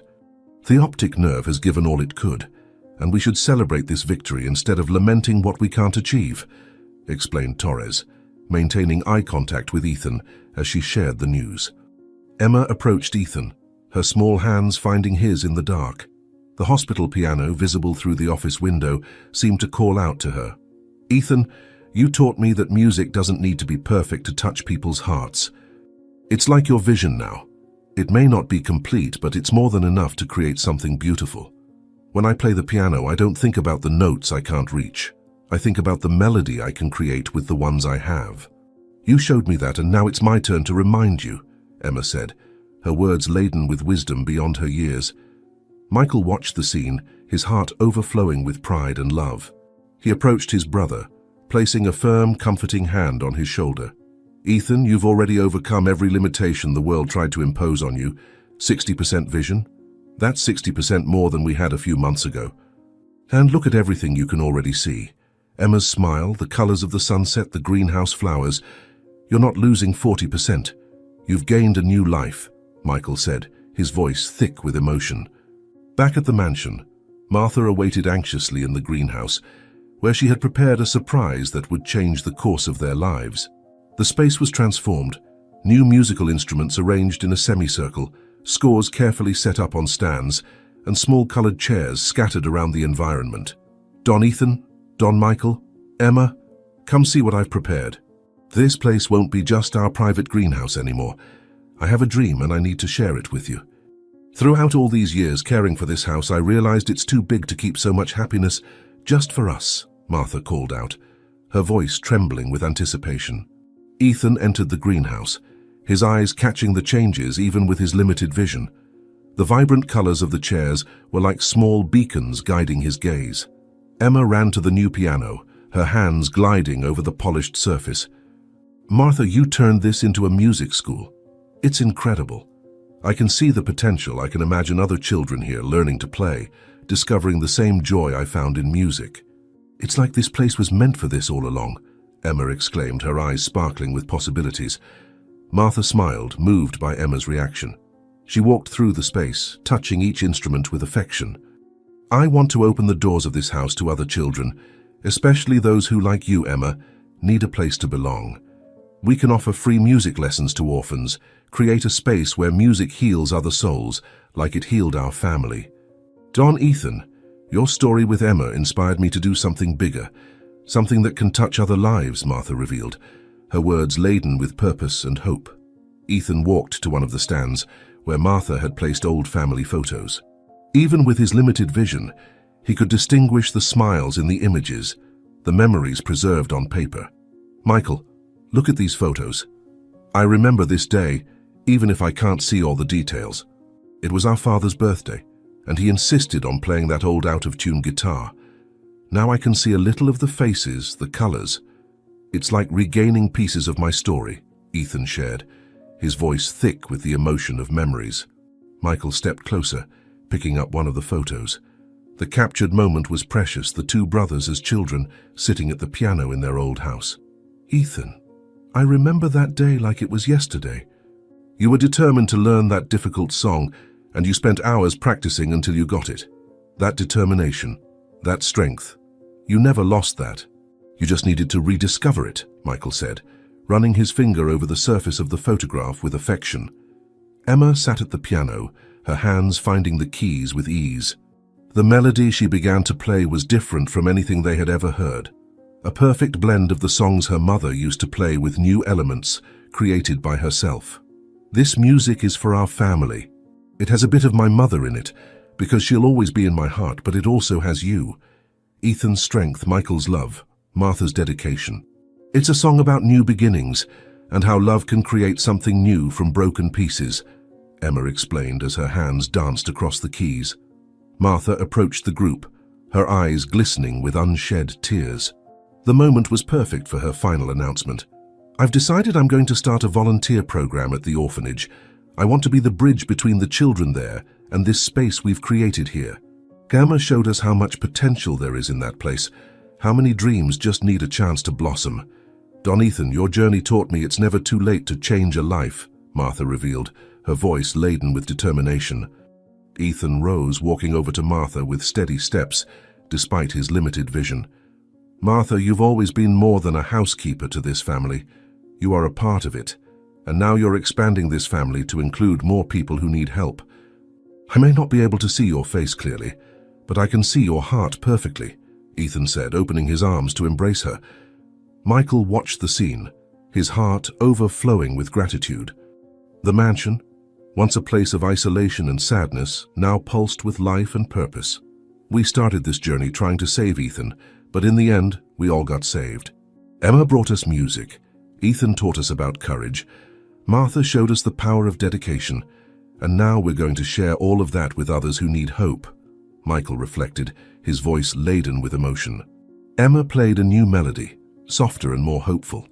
The sound filled the greenhouse like a promise of better days. "This music is different from what my mother used to play, but I know she would be proud. Because it's not just about playing the right notes, it's about playing from the heart. And our hearts are so full now, so ready to share everything we have," said Emma, her words echoing through the transformed greenhouse. Martha adjusted one last score on the stand, her face lit by the afternoon sun streaming in through the greenhouse windows. "Tomorrow we begin a new phase. The children from the orphanage will come for their first lesson, and this house will finally fulfill its true purpose, to be a home for those in need of love, music, and hope.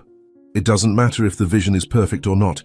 What matters is that our hearts can clearly see the way forward," declared Martha, sealing the moment with words that carried the weight of a new promise. A month had passed since Martha transformed the greenhouse into a music school. The afternoon lessons with the children from the orphanage filled the mansion with life and melodies, but Emma felt there was still something incomplete, a bridge that needed to be built. Standing in front of the piano, her fingers caressed the keys as her mind wandered to the place she once called home. "I need to go back to the orphanage, not just as a visitor, but as someone who can offer hope. When I ran away from that place, I was looking for a dream, and now that I've found it, I can't just ignore those I left behind. There are so many girls there who could discover in music the same comfort I found," thought Emma, her determination growing with every note she played. Emma found Michael and Ethan in the library, where the brothers were examining old scores for the lessons. The morning sun filtered through the tall windows, casting dancing shadows across the bookshelves. Her hands trembled slightly as she gathered courage to make her request. "Michael, Ethan, I need to go back to the orphanage, not as the scared girl who ran away, but as someone who has found her way. I know it may seem difficult, but I feel there are more children there who need what we can offer. When I lived there, music was just a distant dream. Now we can make it a reality for others," said Emma, her voice firm despite the fear that still lingered in her memories. The drive to the orphanage was silent, each turn in the road bringing more nervousness to Emma. Ethan held her hand tightly in the back seat of the car, while Michael drove carefully along the familiar streets. The grey building loomed ahead, exactly as Emma remembered, but now she saw it with different eyes. "I never thought I'd come back here feeling anything but fear. It's strange how the same place can seem so different when our heart has changed. Every window in this building holds stories of loneliness, but now we can fill them with music," murmured Emma, gripping Ethan's hand tighter. The entry into the orphanage was a moment of palpable tension. The peeling walls and the smell of cheap food brought back memories that Emma struggled to keep under control. In the courtyard, some girls played, their voices echoing through the empty corridors. One of them, Anna, Emma's former roommate, stopped in her tracks upon recognizing her. "Emma, is that really you? I thought I'd never see you again after you ran away. Some of us thought you'd managed to find a family. Others, well, we feared the worst, seeing you here so different, so strong. It's like a dream come true for all of us," exclaimed Anna, running to hug the friend she thought she'd lost. During the visit to the facilities, Emma discovered that several girls had developed an interest in music, even without proper instruments. In a corner of the dining hall, they improvised melodies by beating on old cans and singing songs they learned on the radio. "Michael, Ethan, are you seeing how music finds its way even in the most unlikely places? These girls have so much talent, so much passion kept inside. Imagine what they could do with real instruments, with someone to guide them," observed Emma, her eyes glistening with tears of emotion and determination. Back at the mansion, Emma gathered everyone in the greenhouse-turned music room. Her heart raced as she shared her idea. We can do more than just regular classes. I want to organize a benefit concert, something that shows the world the talent of these children. It wouldn't just be a performance, it would be a statement that dreams can come true, no matter where you come from. We could use the money raised to expand the project, reach more children, Emma proposed, her voice trembling with emotion as she envisioned the possibilities. Ethan, who was sitting at the piano, stood up with determination. His eyes, even with limited vision, shone with purpose. I may not see perfectly, but I can teach. Music doesn't need perfect eyes to be felt, and I want to share that with these children. Emma taught me that sometimes we just need someone who believes in us. Now it's our turn to be that person for others, Ethan offered, his voice laden with emotion and certainty. Michael immediately began making plans, his business mind working at full speed. He paced the room, gesturing as he organized his ideas. We can adapt the mansion to accommodate more children, organize transportation from the orphanage here. Martha can coordinate the schedules, and I can handle the financial and logistical side. This isn't just a dream, it's a project that can change lives, Michael declared, his enthusiasm infecting everyone around him. Martha took on her role with the efficiency that was characteristic of her, transforming the greenhouse into an even more welcoming space. She organized scores, adjusted schedules, and tended to every detail with motherly love. This place has always been special, but now it has an even greater purpose. It's not just a music room, it's a place where dreams take flight. Every child who enters here needs to feel like they belong, that they matter, Martha affirmed as she arranged the last chairs for the rehearsal. The rehearsals for the benefit concert began, filling the mansion with music from dawn to dusk. Emma worked tirelessly with the children from the orphanage, her patience and dedication inspiring each of them to give their best. You're not just students, you're artists in the making. Every note you play is a step towards your dreams. It doesn't matter how many times we need to repeat. What matters is the music that exists within you, Emma encouraged, her own love for music reflecting in her students' eyes. On the night of the concert, the greenhouse was transformed into a true auditorium. Soft lights illuminated the space, and the scent of flowers mingled with the anticipation in the air. Ethan sat in the front row, his eyes capturing enough to distinguish the shapes and colors of the environment he had helped create. Even with my limited vision, I can clearly see the miracle that happened here. It's not just musical notes filling this space, it's dreams coming alive, Ethan reflected, moved by the transformation he witnessed. Emma opened the concert with a performance that blended her mother's music with her own compositions. Her hands danced across the keys with confidence and love, telling her story through the notes. One by one, the children from the orphanage joined her, each contributing their own talent to create a symphony of hope. This music isn't just mine, it's ours. It's the story of every child who dreamed of something bigger, of every person who believed that music could heal broken hearts, Emma announced, her voice laden with emotion as the final notes echoed through the room. Michael chose that moment to make his announcement, rising before the emotional audience. His voice was steady but charged with restrained emotion. Today marks not just the end of a concert, but the beginning of something much greater. I'm announcing the creation of the Carter Foundation for Arts and Education. Our goal is to bring music and hope to children in orphanages across the country, because every child deserves a chance to discover the music in their heart, Michael declared, prompting a wave of applause and tears from the audience. Martha, who had been watching with motherly pride, took to the makeshift stage. Her face shone with determination and joy. As project director, I promise to dedicate every day to expanding this dream. Music has transformed this house, healed hearts, and united people who seemed lost. Now we'll take that same transformation to other places, other lives that need hope, Martha announced, her firm and emotional voice echoing through the greenhouse. The concert ended with a joint performance of all the children, including Emma on the piano. The music they created together was more than a melody. It was a promise of the future, a testimony of transformation.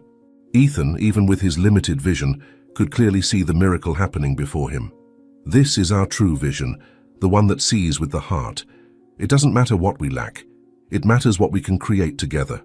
Emma taught us that, and now we'll teach the world, thought Ethan, as the last notes of the night floated in the air like stars of hope.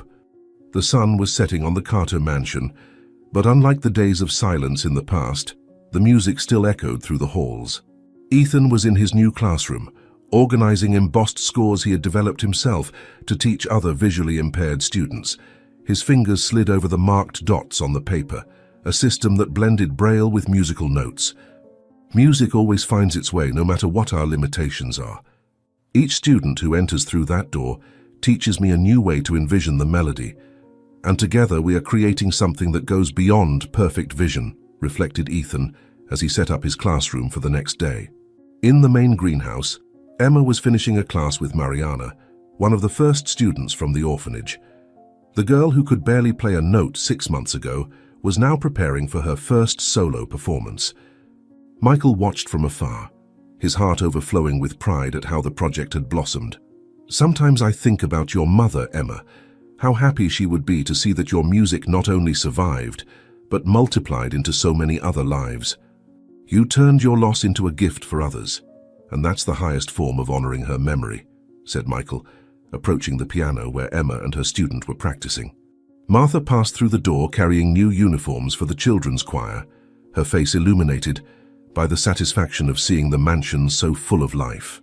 The walls that once held sadness now vibrated with laughter and melodies.